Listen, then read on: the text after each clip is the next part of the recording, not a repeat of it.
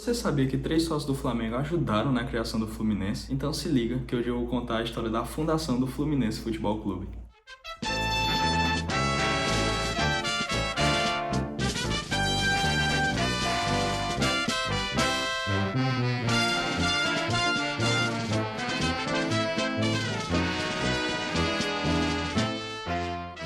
Tudo começou com esse cara, Oscar Alfredo Cox, que foi um dos maiores percussores do futebol no Rio de Janeiro.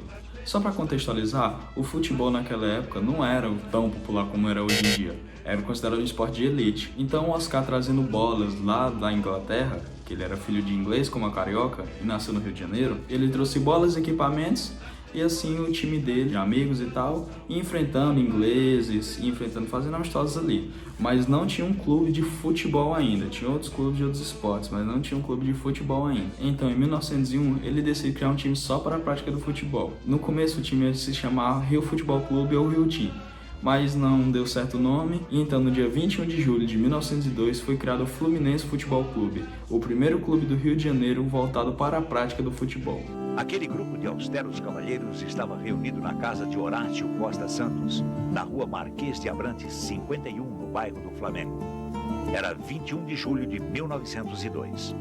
Naquela noite, estava sendo fundado o Fluminense Futebol Clube, que anos depois, Jules Rimet, então presidente da FIFA, classificaria como a mais perfeita organização desportiva de todo o mundo. E um detalhe é que nessa reunião tinham 3 sócios do Flamengo: Manuel Rios, Arthur Gibbons e Vigílio Leite. Manuel Rios era o presidente da seção. Sim, o presidente da seção que fundou o Fluminense era sócio do Flamengo na época. E Vigílio Leite, que era o presidente do Flamengo na época. Ou seja, o presidente da seção que fundou o Fluminense era sócio do Flamengo. E o presidente do Flamengo era um dos 20 que fundaram o Fluminense. Infelizmente tem dessa. Mas calma, que naquela época o Flamengo ainda não praticava futebol. Como eu disse, o Fluminense foi o primeiro clube voltado para o futebol. Já o clube do Flamengo era feito para as regatas, por isso Clube de Regatas do Flamengo. As regatas eram os remos, que era o esporte mais popular. O futebol era um esporte de elite ainda, não era para todo mundo. Então a maioria do povo acompanhava os remos das regatas. E um dos clubes mais importantes era o Flamengo e o Botafogo na época.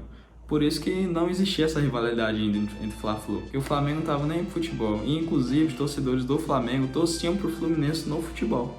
Mas deve ser louco, né, de pensar que a rapaziada ia todo mundo lá para num domingão para assistir a galera remando. Então, após essa reunião, o Oscar foi eleito o primeiro presidente do clube e alugaram um terreno nas Laranjeiras, que foi feito o campo, e um barracão no fundo, que foi a primeira sede do Fluminense. E esse foi o primeiro escudo.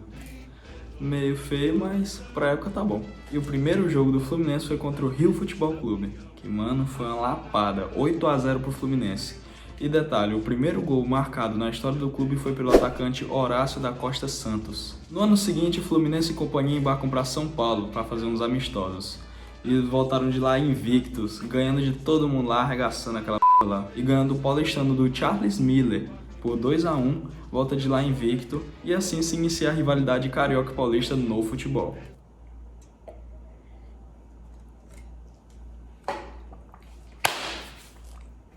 O uniforme do Fluminense nessa época era preto e branco, bem parecido com o escudo. Metade preto, metade branco, short branco e meias pretas.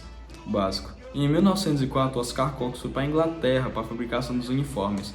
Só que estava muito raro de achar tecido, estava complicada a fabricação desse tipo, então ele decidiu trocar. Ele pesquisou um pouco, tal, achou o tricolor, comunicou para os sócios da Inglaterra, que na mesma hora foi aprovado, e assim nasce o tricolor, como a gente conhece. Mano, como é que era raro de achar? O negócio era preto e branco, nada a ver, né? Aí é bom ressaltar que o Oscar Cox também era jogador, viu? E era bravo, inclusive fez gol no primeiro jogo da história do Fluminense. Tá lá o golzinho dele lá anotado.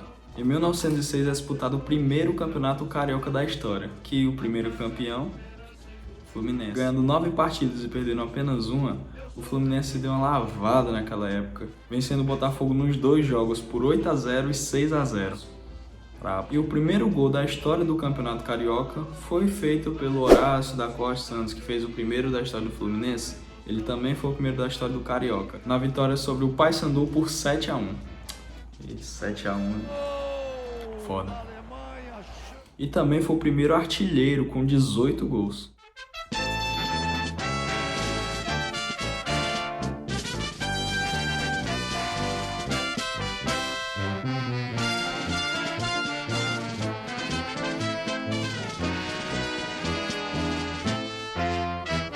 E no ano seguinte, em 1907, com 6 jogos, vencendo 5 e perdendo apenas 1, o Fluminense se torna bicampeão carioca, o maior do estado naquela época, né? Só que nesse campeonato o Botafogo não aceitou o resultado, que eles estavam empatados em primeiro lugar, o Fluminense com mais saldo de gols. E o Botafogo não aceitou, falando que tinha que ter um jogo extra, uma final. Mas o Fluminense não, as regras são essas, o saldo de gols está me deixando em primeiro, eu sou campeão. O título foi parar nos tribunais, a Federação do Rio de Janeiro dividiu o título para os dois. O Fluminense não gostou do resultado e saiu da Liga Metropolitana dos Esportes Atléticos.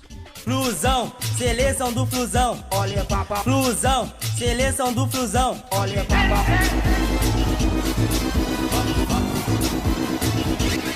Em 1908, vencendo 8 jogos e empatando apenas 2, o Fluminense se torna o primeiro campeão invicto da história do Campeonato Carioca, fazendo 44 gols e levando apenas 11. Já em 1909 é diferente, ele se torna bicampeão invicto.